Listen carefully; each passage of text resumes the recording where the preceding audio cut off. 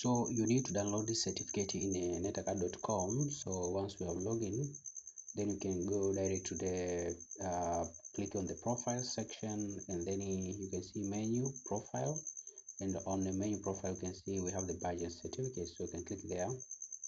After clicking, then you can see we have the badges, but also we have a certificate. Like this one is the badge, and the other one is the certificate. So you can click on certificate, and then you can see view and download. So now on this direction, now you can download certificate on the button there, and then at the end of the time, now you can preview certificate by opening, see how it look like. So this is how it look like.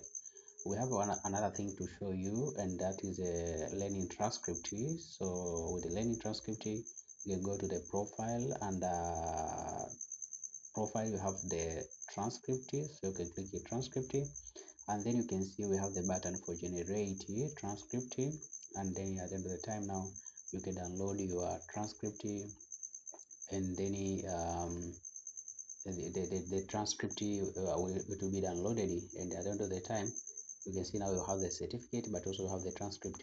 And now the best things about the transcript is it has all the courses that you have studied, rather than having the individual certificate, but also you have the one transcript that show that you have completed all the kind of the course.